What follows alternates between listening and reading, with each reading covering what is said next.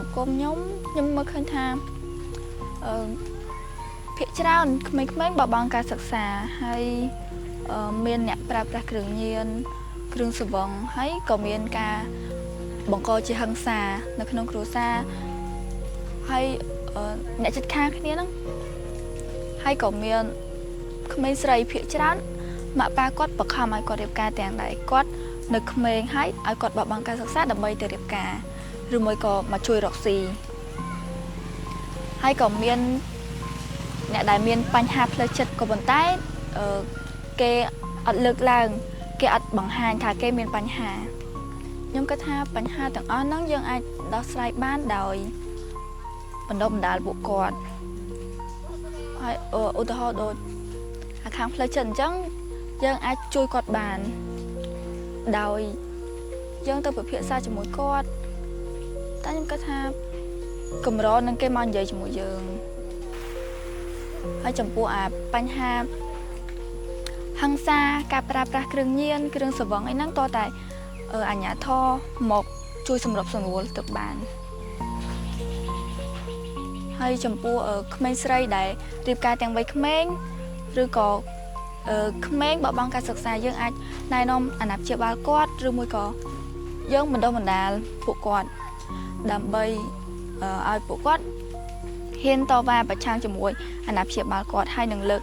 យកនៅហេតុផលដែលសមស្របដើម្បីទៅបង្ហាញពួកគាត់អនាគតទៅខ្ញុំចង់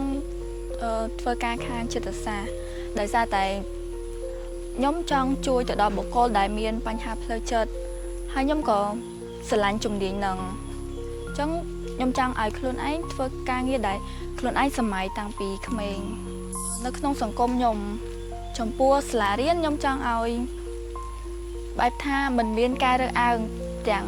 ភេទស្រីភេទប្រុសឬក៏ផ្សេងពីហ្នឹងហើយទាំងសាសនាទាំងអីទាំងអស់ហើយខ្ញុំចង់ឲ្យសិស្សានុសិស្សហ្នឹងបន្តការសិក្សារហូតដល់ចប់ថ្នាក់ដែលបានកំណត់ហើយចំពោះសង្គមវិញខ្ញុំអត់ចង់ឃើញអំពើហិង្សា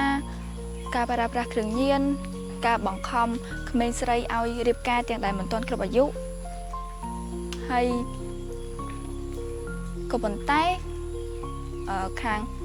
បញ្ហាផ្លូវចិត្តវានៅតែមានក៏ប៉ុន្តែខ្ញុំចង់ឲ្យវាមានតិចជាងមុនអីអាបញ្ហាផ្លូវចិត្តហ្នឹងវាតែងតែកើតមានហើយយើងអាចបង្ការវាបានទេក៏ប៉ុន្តែយើងអាចដោះស្រាយវាបាន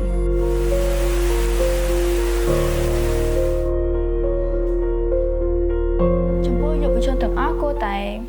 មកចូលរួមនៅក្នុងការងារស្ម័គ្រចិត្តដោយសារតែការងារទាំងអស់ហ្នឹងមានអត្ថប្រយោជន៍ចំពោះពួកគេហើយក៏ចំពោះមនុស្សដែលនៅជុំវិញខ្លួនពួកគេចំពោះពួកគេផ្ទាល់អាចធ្វើឲ្យពួកគេមានផលវិជ្ជមានជាងមុនធ្វើឲ្យពួកគេក្លាហានឬក៏មានចំណេះដឹងច្រើនជាងមុនមានបទពិសោធន៍ច្រើនជាងមុន